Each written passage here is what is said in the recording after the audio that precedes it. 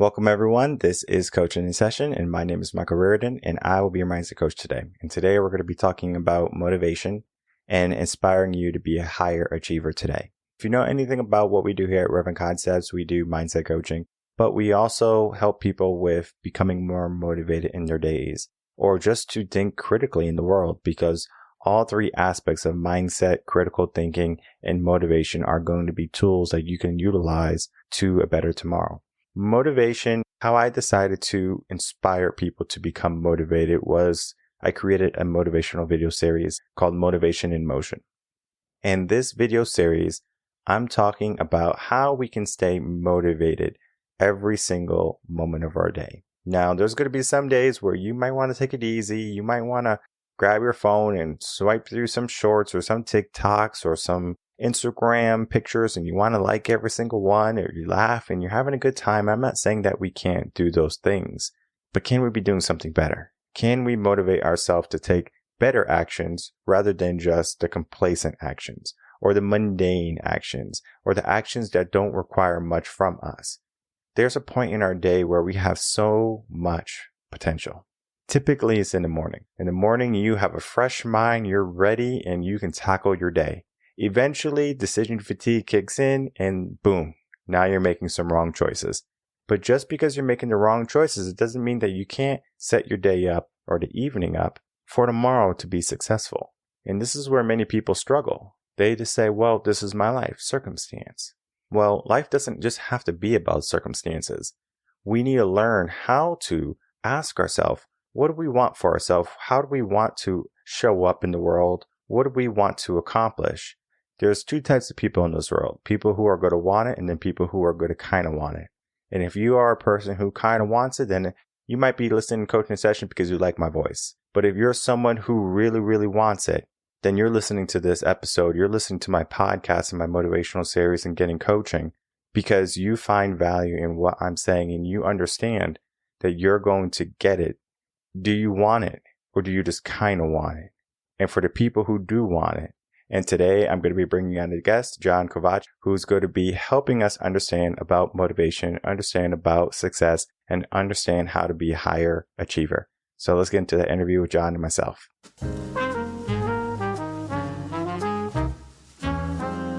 Welcome, Jon Kovach Jr. to Coaching in Session. How are you doing today? Doing well. I'm excited to be here. Thanks for having me, Michael. Of course, and I'm so happy you can make it on. Today, I have you on as a motivational speaker. And I know the term motivational speaker is something that's very common, but the work that you do is so much more than that. And I want people to understand the work you do and how you help people. In your own words, can you please tell the world who you are and what you do? Absolutely. Yeah, I agree. The term motivational speaker is like saying I do real estate, right? There's so much more to unpack than what meets the eye. So at a very young age, I found my voice. I found my power.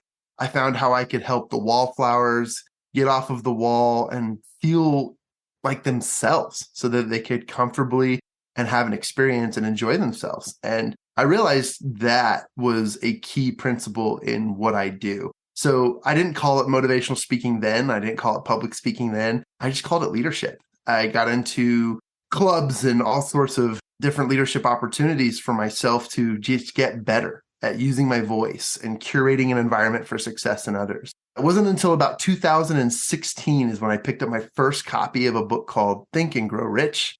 And Think and Grow Rich, I was blown away. I couldn't put it down. It was such a good book. And I recognized that these were true principles, not just facts or strategies or tactics on how to, develop wealth, but they were principles on creating success for yourself and for the environment around you. And there's one chapter in particular that I found very interesting, and I put it to the test so much that I quit my job over it. I read chapter 10, which is about the mastermind methods. And in the mastermind methods, Napoleon Hill talks about how when you put two minds together, it creates this third mind, basically igniting or eliciting the infinite intelligence of the universe and allowing you to dive into or create solutions for one another. The only requirement is a spirit of harmony and a willingness to help one another. And that was something I was willing to put to the test. I recognized its power. I actually quit my day job as a publicist for one of the top real estate agents in Utah at the time and put my faith in this method. Went and joined a mastermind group that I was familiar with. And within 9 months, I had started 3 companies, tripled my income, and had a lot of great results that came from it. But it wasn't just me. The story is more than just me. It's the people who were in that room. We sacrificed to be there, and we sacrificed to help one another first. Before I got served, before I really got my goals worked with and for and supported by other members of this mastermind group, I was also helping other people. And it was a huge sacrifice. It was a huge commitment. And I recognized its power. And so motivational speaker is a generic term for what we do in this trade. But if you were to boil it down, I'm a mastermind methodologist.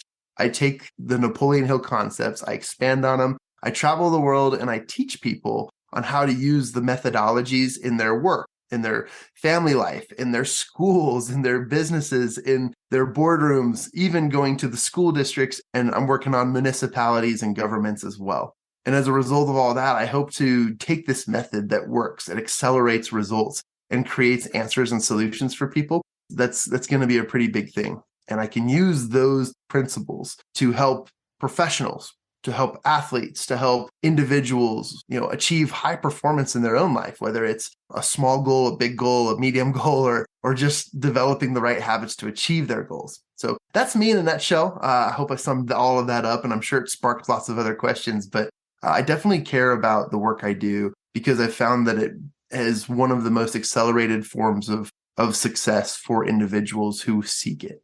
Any book by Napoleon Hill is going to be a good read. There's only a few that I think people might not resonate with because it's going to be just like his opinion. But the ones like Think and Grow Rich are really thought-invoking. So I encourage anyone, if they haven't read that book already, to grab it, read it, and love it because you're going to learn so much about yourself in that book. Now, we do bring that mastermind in chapter 10 together where 2 minds can create a mastermind. But what would happen if you had 2 bad voices? Would that create a good voice, or better off alone with just 1 good voice? Science says, 2 negatives equal a positive, right? My answer to that is it depends. And I know that's not a great answer. For me, it's all about where your desire is. And Napoleon Hill talks about this. In fact, I wrote, I contributed to a celebrity book series called The 13 Steps to Riches. And it's a 13-volume series where we dive into each of the steps to riches that Napoleon Hill talks about. And the first one is called desire. And whatever you desire is what you're going to journey towards. And if it's 2 negative minds that come together that can create a positive result, sure. I mean, the word mastermind in modern day terms can be conceived as a criminal mastermind where 2 negatives planning to rob a bank can come up with a positive result by having the money, right? But at the same time, too, it's what they're actually doing is they're combining teamwork, camaraderie, the ability to come up with great solutions. And they're using these principles. There's an old African proverb that I love and adore and respect. And it's come so true in my life. And it's, if you want to go fast, go alone. But if you want to go far, go with others. That principle ultimately describes what Zig Ziglar was trying to teach us as a result of his experience in what he learned through service, sales, leadership, and this mastermind method, which is you can truly have anything you want in this life if you help enough people get what they want first. Serve people first, dive into it. So yes, you can take 2 minds that are negative and create a positive outcome for them or for others, who knows? I tend to not focus on whether it's positive or negative, but what it is if it matches your desire. And Napoleon Hill talks really in-depthly about creating your own desire statement, which really is the formula for creating high performance or keys to success. And whatever that is for you, it is a culmination of repetition, focus, desire, and continuing to decide what it is that you'd like to do. You tap into various Mother Nature's greatest powers within ourselves, such as faith, hope, autosuggestion, persistence, decision-making, and so much more. You tap into other things like the subconscious mind, the brain, and we even get into concepts like the 6th sense. But one of my favorite powers of them all is one called transmutation. Now, Napoleon Hill refers to a power called sex transmutation, which takes one energy and converts it to another. And I've actually experienced this transmutative power as an athlete, converting my athleticism into a new energy, which is entrepreneurship, leadership, and my voice. And it's the exact same power, it's the exact same method, and it's a really, really powerful process. Take it like this. If I want to run 100 meters, the fastest way to get to the end of the 100-meter dash is to sprint it all out. Everything on the track, you got to give it your all. But if you decide to walk it, it could take you up to 3 or 4 minutes to finish it, just because 100 meters is not what most people are used to walking. And if you think too much about it, or if you think, I'll get there when I get there, then you're not going to be satisfied with the results as well as the process. But anytime anyone hears the gun go off and they're sprinting down that 100-meter lane and they come across the finish line, there's a sense of accomplishment. And so when it comes to high performance, achieving goals, any type of success, and I hate using that word because it's so overused in anyone's space. Like everyone wants to achieve success. Well, success is defined by the individual. But when you have that accomplishment of I did something hard or I did something difficult in a much faster way than I expected, there is this overwhelming physical and spiritual and mental experience that says, wow, I achieved something. And I think that that's an approach worth diving into. We have a percent, right? I think it's like 2% of the world achieve wild success. And then everyone else is kind of just makes it, or maybe it's like around 50K or around average. Maybe some are poverty line, maybe some are a little bit above that, just trying to reach that 10%. But we have that notion of we can either sprint and achieve great success, or we can just walk our way and we're going to make it in 3 to 4 minutes, right? We still have success, right? Again, success is going to be individualized to the person. So success for one person might be just getting over that finish line versus I want to be first. There's just going to be different mindsets. Why do you think that there's going to be people who want to be first and then people who just want to finish the race? Do you think that's a cultural thing or just maybe they're lazy? I love these questions. Michael, you should get an award for great provocative and also like thought-provoking questions, because I love how below the surface we go with this. I definitely believe that when you know what you know, it's rewarding enough. But what you don't know creates ambiguity and also question, but also there's no rush. I mean, think about this. I talked about transmutative power. When you're sitting on the couch, having been watching Netflix for a couple hours, and then all of a sudden you get a phone call, and let's say it's your mom, and she's bringing over the whole family. And she says, I'll be there in 15 minutes.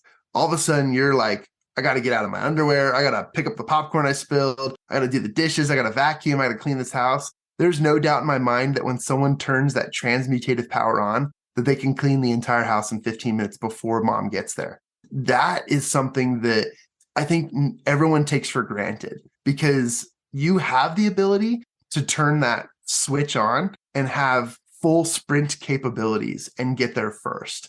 And when you do that, you will have a sense of accomplishment. You'll recognize that, wow, I can do things in a very, very short amount of time, which rewards me with more Netflix time or more other things, right? And so my answer to the question, I guess, would be when you recognize that you have the ability to do things a lot quicker, you will most likely want to do them more often, quicker, because then you can achieve more things. The core values, and I guess like the drivers of humanity, there's quite a few, but if you really boiled it down, the majority of people, you mentioned community or culture, the majority of people thrive off of validation.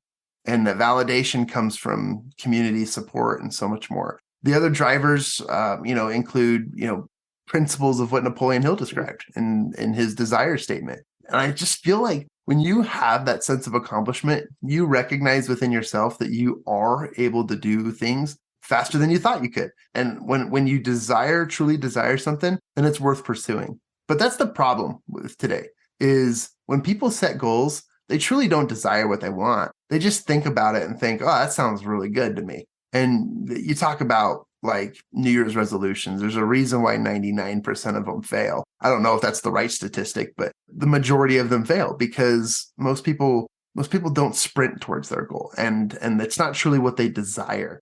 But if you desire something, I mean, literally, you will feel like a Viking going to war where they burned the ships behind them. There is no plan B. There's no option for cowardly retreat. When you have a desire, nothing stops you from what you want to do. So whether you walk it or sprint it, it's up to you, but there is no plan B. And I think that just is something that resonates with most, because if you truly do want to achieve a goal, you're going to find a way to do it.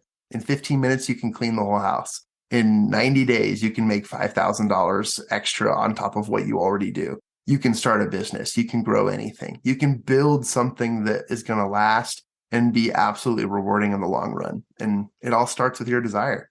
We have started to live in a sense of comfort. We want to be comfortable. I'm sure you're familiar with the comfort zone, the fear zone, the growth zone, and the success zone, right? We have all those different zones, and a lot of people like to stay in the comfort zone because they're too afraid to go past the fear zone. Sometimes we need a little bit of motivation. Sometimes we need to push like a trauma.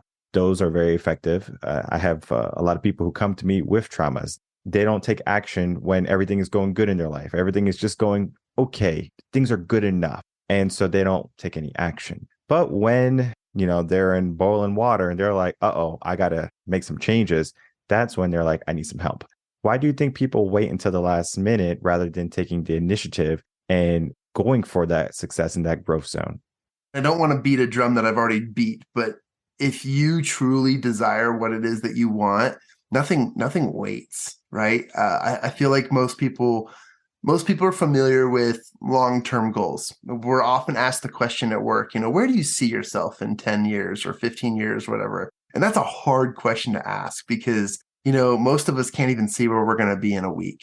Most of us can't even see where we're going to be in a couple of days. And so why do people wait? And I think it's because they haven't picked or they haven't discovered or they haven't gotten clarity on the goals and the aspirations that they truly desire. If they found something that was worth pursuing, look, when I know that my favorite dish is in the refrigerator upstairs and I'm really excited about it, it's not lunchtime yet, but I could have it now. Man, that food is good enough. I'm going to do everything I can. I'm going to head straight to that refrigerator, open it up, make my food and enjoy it. And when I can have that, when I have that satisfaction, then I get what I want. And I don't think people want enough. I don't think they understand what they want. You've got to work towards things that you want. And it's hard to say that and describe that without people being like, of course, I want $1 million. I want a huge estate. I want to travel the world and live off of, YouTube dollars and have sponsorships and stuff. Of course you do. But how bad do you want it? Because if you're not working on it now, if you're not building that absolutely right now, then do you really want it? We use a term called obsessed, and obsessions can be a good thing. A lot of people spin obsessions in a negative light, just like they would mastermind in a negative light, because it seems as though an obsession is something you work towards at the cost of everyone around you. And essentially, if you can build positive or even happy or healthy obsessions, then you truly want something, you go for it. And sometimes we don't stop. I used to, when I pivoted into entrepreneurship, I still had my athleticism in me. And I did these 200-mile relay races. Some people know them as Ragnars. At the time, it was called the Grand Teton Relay. We'd run through the Teton Mountains, 200 miles, pass the baton off. And, as an athlete and as a sprinter, I had never run more than like 5 or 6 miles in one day, let alone, a marathon or more. It was something that where I knew I was going to finish, but I just didn't know how long or what it took. And every time I'd step onto the road to go run my leg or whatever my route was, I had run more than I had ever done before. But what was my desire? I wanted to finish. I wasn't going to disappoint myself and say, I'm just going to sit in the van for the rest of the trip and let the guys and the gals run the rest of the race for me. No, I was going to contribute. And I committed to myself. I committed to that. Anyone who's signed up for a 5K, a walkathon, or even like a half or a full marathon, they know this. They're not planning on failing. They're planning on finishing. And so they just move in that direction. And it's the same concept. It's called transmutative power. You put one energy, whether it's a spiritual energy, a cognitive energy, a physical energy, or different, and you put that into the achievement of one thing, that's where it comes from. So why would people hesitate? You've got to find obsessions, healthy obsessions worth fighting for. And whether you finish them in 15 minutes or 15 years, at least you're working towards something worthwhile. Super cliche, but I love it. Edison didn't fail whatever how many times in making the light bulb. He just found how many thousand ways that a light bulb didn't work. And that was his perspective, but he never stopped trying. When it comes to failure, they just have that bad taste in their mouth because, like growing up, if you get an F on a test, it means you failed. And it can mean many different things. You're dumb, you're not good enough, you have to go home and get assigned by your parents, and your parents are like, why are you not studying? You can't play video games. So there's so many punishments along with a failure. So when we have real life failures that we can go for that are going to lead to big successes later on in life when we're adults, we just have that, ouch, I got burned when I touched the stove type of mentality. A failure is not that. A failure is a stepping stone for your success. How many stepping stones do you need to reach the top? This could be different for everyone. Some people are going to get it on the first step. Some might need 1,000. No matter the journey that you're on, you have to just keep on pushing. You have to remain resilient.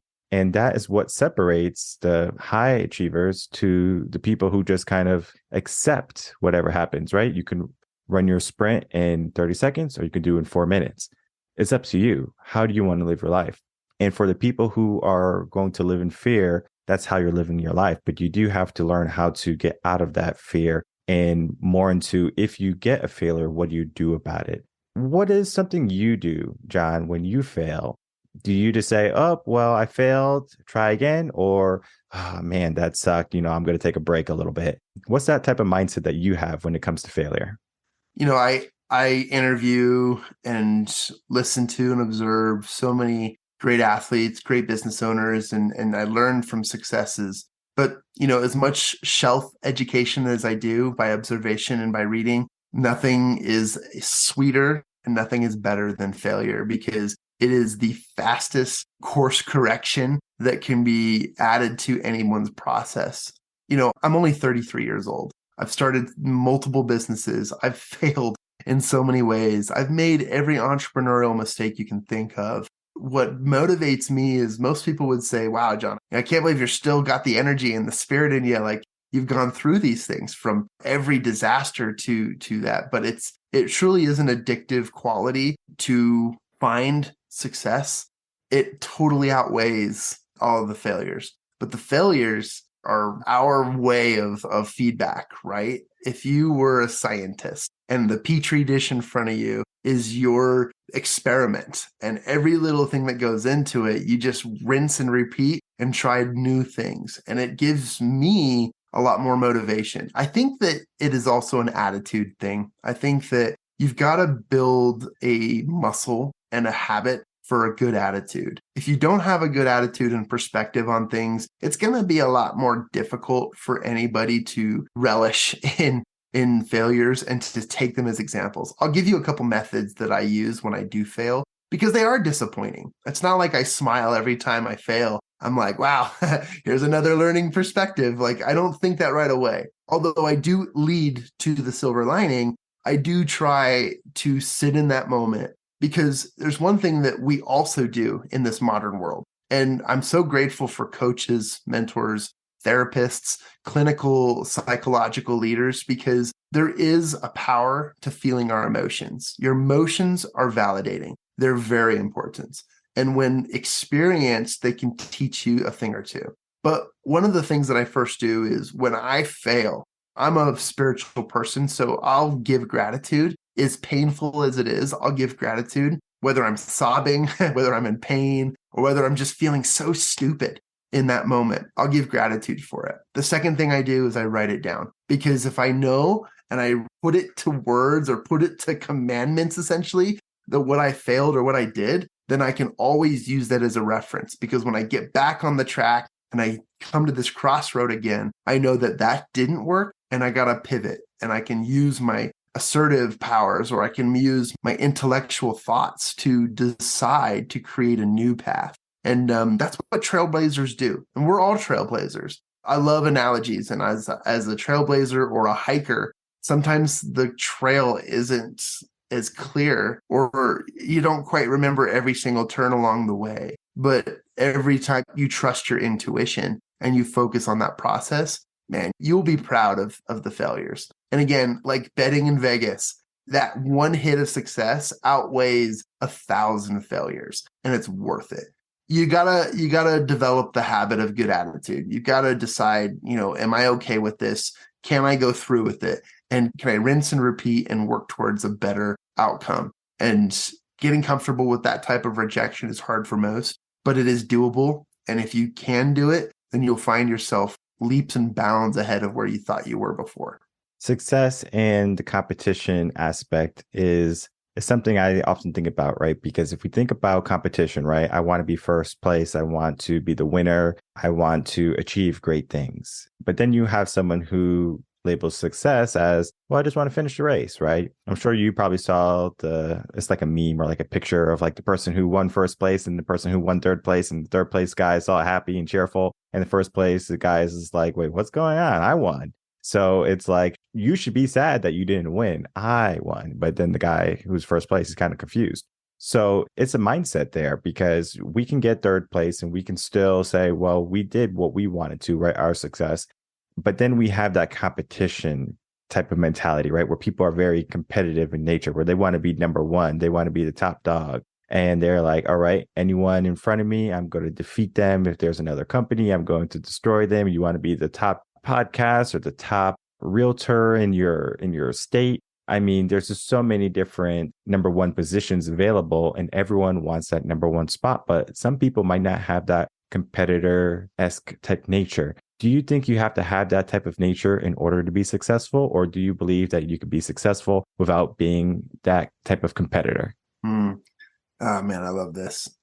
I don't think you have to have the competitive fire within you to achieve success. One of my favorite books is Outliers by Malcolm Gladwell.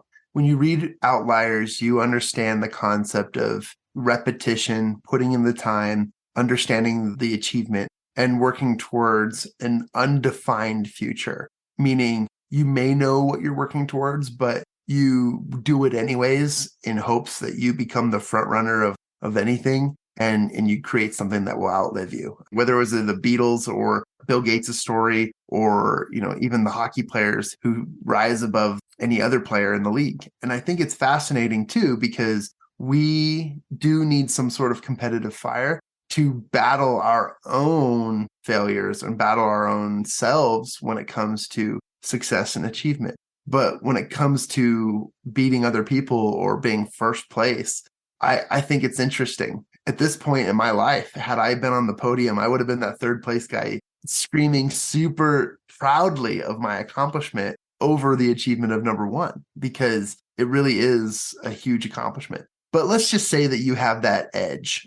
Another great book that describes the Kobe Bryant experience. There are people called cleaners, and cleaners are those who they're the anomalies, but they have the cutting edge. In their mind, competition and winning is the only option. And there's a very, very select few of people who actually have cleaner mentality and cleaner qualities. And these are the types of people who unhealthily, I don't even know if that's a word, they go beyond the recommended prescription of their diet or of their workout scheme or whatever it is to achieve what they want, and they sacrifice. What I believe is that you do need to be competitive, as long as it's competitive in achieving new results, because that creates that desire, that obsession, and that constant yearning for repetition in order to achieve what you want. But as far as like competition towards others, yeah, there's a balance. You truly have to sacrifice if you want to be number one. And if that's your goal, all power to you. And we will all salute you. We all love a good story of somebody who makes it to the top. It's interesting too. You were mentioning this earlier. LeBron James just broke the all-time NBA scoring record, and he is literally the all-time greatest scorer in NBA basketball history. And it's interesting because he's been in the league for about 20 years now. For those of you who like just know the name LeBron James, all of a sudden it's like the blink of an eye, an entire career, 20 years of playing just slips before your eyes. And here he is achieving this great thing. You don't see the hours, the dedication, the sacrifice, the things he goes through in order to have done all of that. we don't see that. We don't see the behind the scenes, the therapy that he goes to have his body maintain that particular achievement. And so there is a cost, and positive or negative, it's yours. It's all up to you. So if you decide that that's what you want, number one, go for it. If you decide that just winning is good enough, go for it. But you've got to decide whether it's the innate competition within yourself or the innate competition to beat others. Use it for good and use it to get where you want to go. And just recognize that everything has a cost and there's a sacrifice to exchange in obtaining what it is that you're working towards. So it's a little bit of an obscure answer, but I think that competition is healthy. Just got to balance it with whatever it is that you're working towards. Well, let's go on the basketball combo then. We have the big three, right? Michael Jordan, Kobe Bryant, and LeBron James. What would you rank them in order of the most competitive, I guess you can say? Not about achievements, because of course, Michael retired, Kobe RIP, but it's like LeBron wanted that. Like he wanted to be the number one scorer. He wanted to be this player. Versus Michael was like, I did what I had to do. Kobe is like, I did what I had to do. LeBron is like, well, I want to beat everyone. So it's kind of like, well, I beat everyone. I got the badge of honor. But when we look at those three, LeBron is like a little kid compared to these two giants, right? What's your ranking? Despite unpopular belief, right? This conversation and this argument will go down in history as the most undecided thought. But, if you're asking my opinion and my ranking, I've done a lot of research and learning more about these athletes. And if you would have asked me 2 years ago or 3 years ago, I would have said Kobe Bryant, Michael Jordan, LeBron James. But today that has changed. Obviously, we don't have Kobe today living with us to sort of measure this. And so his journey did have an end or a stop, unfortunately. But at this point right now, I would rank LeBron, Michael, then Kobe, because I, as an observer of success and as a student of watching athletes and business successes and converting that into coaching and so much more, I recognize that there's something that LeBron has done that the other guys didn't. And that was, they all started young, very, very young.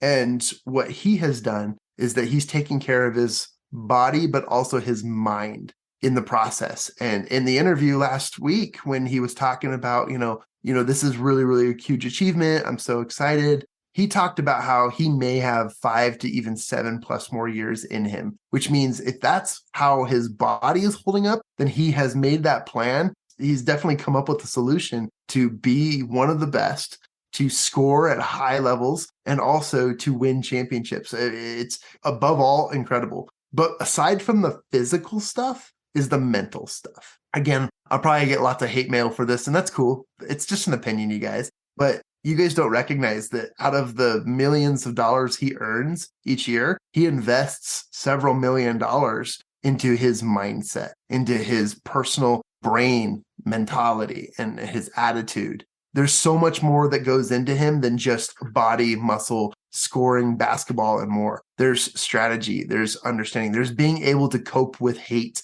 being able to know that there are people out there that would egg him. And that is huge, because you could be number one and still conservatively focus on your path, your goals, and still have a life. And I think that whatever it is, work-life balance, if that exists, the man talked about his family, his kids. And if there's something I've noticed with LeBron is not only is he an animal on the court, but he is so good off the court, whether it's with his children, his family, his wife, his community. And I think all of that is a perspective for me. And yeah, I watched a few games as a kid of Michael Jordan. I can't deny his greatness, but I'm just thinking if you take all of the realms, there's so much more to that. And I think there's so much that we can learn and apply from that too. You can competitively work towards becoming number one in something. Great, do it. If that's what you want, go for it. But if you actually sit back and plan it out, work with coaches, mentors, and you study the process of which you're working towards and find better, not conservative, but better, more intuitive, as well as word I want to look for is like futuristic. Like if you look for new ways, new competitive ways to grow without damage, then that's what it's all about. I mean, NASA is a great example of this.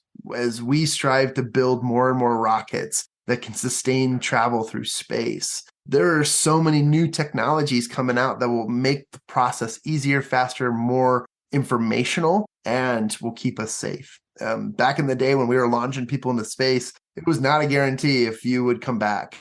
Nowadays, the percentage is higher, and that comes from an evolution of self, an evolution of technology, and an evolution of perspective. And you don't see us stepping on the moon every single day anymore because it's perspective. We don't need to. We've got other missions, other things we're studying, and other perspectives around us. So it really is an interesting conversation and topic, but I definitely decided for myself, put it out there. I go LB. When we look at those three achievers, we're just looking at their competitive nature, of course, but then also their high performance nature too. And I know you do some work with high performance, and you have 4 laws or 4 secrets that you can share with us that are going to help people understand, well, how to be a high performer, because those 3 men are high performers. If you can, what are your 4 secrets to high performance? Super simple, because success isn't easy. It is simple. And what I have found in all my years of athleticism, business, and public speaking as a young entrepreneur, there's 4 things that have truly given me not only the power to succeed, but the accelerated power to exceed. Because again, if I'm going to do something, I'm not going to wait 20 years to do it. Unfortunately, that's why I jumped off the corporate ship. I didn't want to work a 10-year job to gain the respect that I needed in order to get the salary and get paid at what I want. Now, I don't knock on anyone. I'm just that way. And call it ADHD or call it entrepreneurial fire, I don't know. But I've learned over the last 10 years, there are 4 qualities, 4 principles, and 4 secrets to success that really help accelerate that process for everybody. And they all fall within the realm of accountability. I've learned the power of accountability is extremely, extremely important. So number 1, just like Napoleon Hill describes in Think and Grow Rich, your desire, but your own personal accountability is number 1. If you can't have that desire, that obsessive component of what it is that you want to achieve, then you're gonna find yourself not achieving a lot of things or falling short every single time, because it isn't worth it to you to finish. And people would argue, right? They'd say, well, there are people who achieve greatness all the time who regret it because they don't know what they're working towards. Yeah. Stop focusing on the anomalies and start focusing on the proven track record of most success. So personal accountability is number 1. What do I mean by that? It means you've got to learn what integrity is for yourself. Most people know the definition of integrity as, what you do when no one's looking. But there's always someone looking. You're looking within, you're looking outward. So what do you do with yourself? The best example of this is when the alarm clock goes off in the morning. Do you get up or do you hit snooze? Where is your level of integrity within yourself and what it is you want to desire? By getting up by 5 a.m., getting to the gym, having your routine, and getting into everything you need will get you on that path to your success. Then your personal integrity is how willing and how excited or how are you willing to fight in order to achieve that? That's personal integrity and your personal accountability. That's the first one. The second one is having a buddy. It sounds really silly, but you really do need a buddy in the system. And we talk about that power of mastermind. 2 minds can create a positive outcome, whether they're negative or positive, right? And so when you have a buddy who checks in with you, but I call it the accountability partner, because the accountability partner is not just someone who's going to say, you slept in this morning? Well, let's get them next time. Rather than that, it's going to be like, you slept in this morning? Do you recognize that by sleeping in, it's costing you this and it's going to not help you get there faster? Somebody who believes in your goal as much as you believe in it.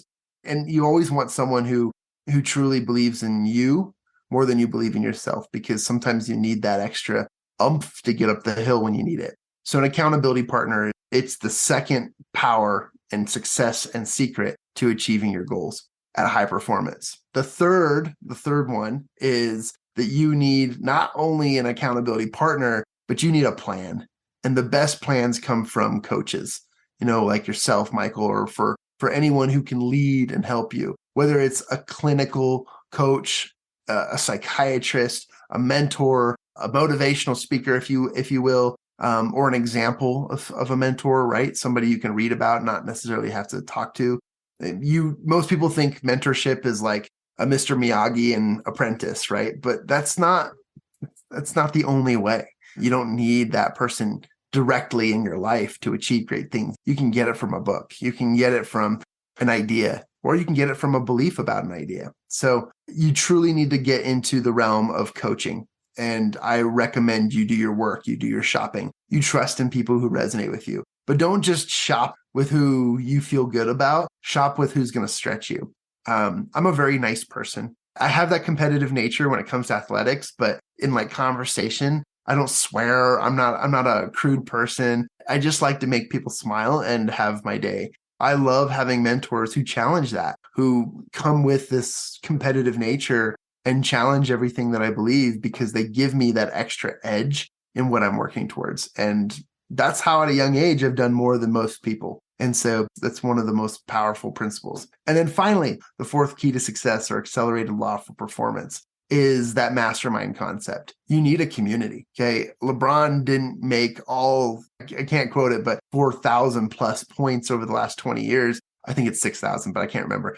Whatever he didn't do that alone. Someone had to pass him the ball. So when you want to achieve something great, you need to surround yourself with great people. It's about time. You've been thinking about it at night. You've been kicking yourself because, you've been friends with these people for forever. But it's time that you surround yourself with winners. And that's nothing negative. It's nothing to say about who you hang out with. It's time that you surround yourself. So take a look at your work environment. That's where we spend most of our time.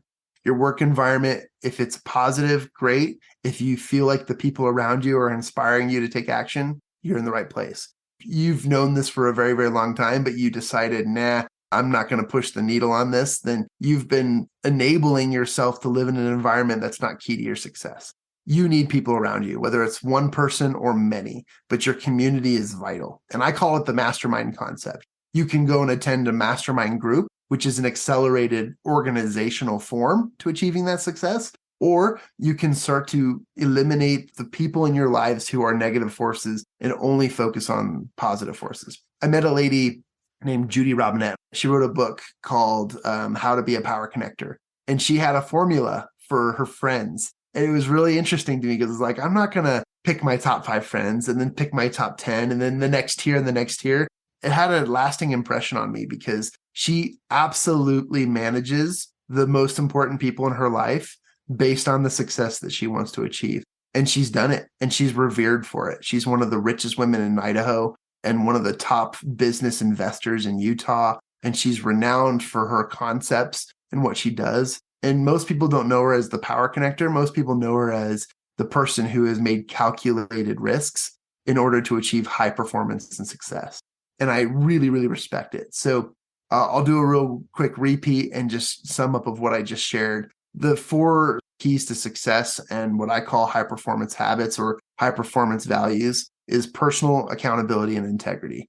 Once you have that, you're on the track to success. Number 2 is you need an accountability partner, someone who believes in your success just as much or if not greater than you already do. Number 3 is that you need a coach. You need someone who can calculate it, who can give you the plan, who can scream in your face when they need to, and can high five you when you either fail or achieve. And then the 4th and final concept that you need in order to achieve high performance is a community, whether it's a mastermind group or a mastermind community of people who are absolutely there to give you what you need to get you where you need to go. And those 4 qualities are accelerated powers. When you even turn the dial on one, you achieve greater success in leaps and bounds, but also high percentages. And if you really split them up into quarters, it puts you faster on track to achieving what it is that you want. I've seen this in business. I've seen this as an athletic coach. I've seen it as an athlete. I've seen this in spiritual growth as well. And I've seen this in intellectual concepts. The one part I haven't seen it succeed in, and I'm working towards this, but there's a lot more red tape than I understood, is government and politics. And I'm working on that too. But it essentially has proven track record if you use them in combination and you work towards your ultimate goals and success and desires. Yeah, community is going to be important for anyone's success. We just have to understand that we don't live in this world alone, right? There's so many people we interact with in a day, and you might not interact with them personally. For example, you go to the grocery store. You didn't grow those apples. You didn't get those bananas. You didn't milk that cow, but yet you have it because someone wanted you to have that, right? And then we do have our trade system where we give money for the goods. So we need people in order to be the people we are today. The people we can be tomorrow. It's also essential that we have the right people in our life. So do some self-reflection, understand who do you have in your life. And if you don't have someone who is going to be promoting your cause or helping you along that way in some aspect, it doesn't have to be monetary. It could just be, I'm here to support you. I'm here to say good job. I'm here to give you that high five. If you fall over, I'm here to give you that hand up. That's so important to have. And I think sometimes people, they give other people the out. Well, they might not be able to afford your book or they might not be able to afford your services. I completely understand. But a like doesn't cost anything. A follow doesn't cost anything. So understand who's following you, understand who is around you. And then if they're not conducive to your goal for the future, put them in a different bracket. They might be holiday buddies where you only see them around the holidays. There's nothing wrong with that.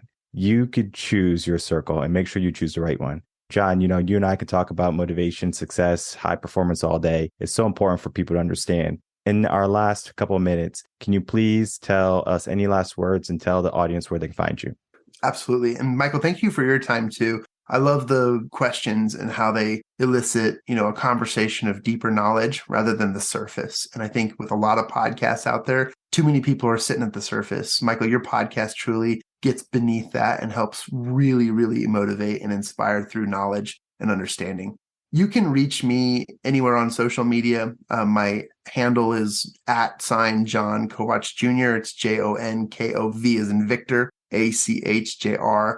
I do take and answer personal invites to messages. I have a team that manages my social media, but as far as it comes to connections, conversations, and relationships, I answer all of those. But if you want to send an email because you have a question or you want to learn more or just find out where I'm speaking next, you can send an email to john@mychampionscircle.com.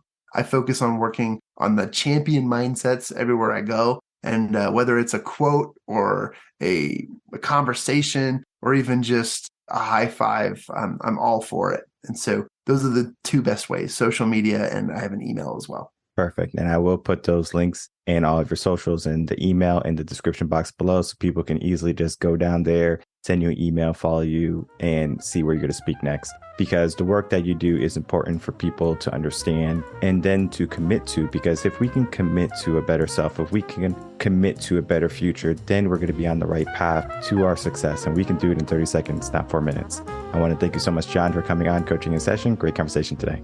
All right, everyone, I'd like to thank you so much for watching the episode with Jon and myself. As you can see, Jon is a motivational speaker and he's helping people get into the right mindset, helping people understand their potential. And the power of voice is so important that we need to utilize it in the right way. Whether it's our own personal voice or the voices around us, they have power. So when you say something to yourself and you're like, well, I can't do this, or, this is too hard, your subconscious mind is listening. And it's just going to make it more difficult for you to take action. The same thing with people around you. If you don't have someone who believes in you, you can't do this. That's a silly idea. Why are you even bothering? And those negative people are going to be anchors in your life.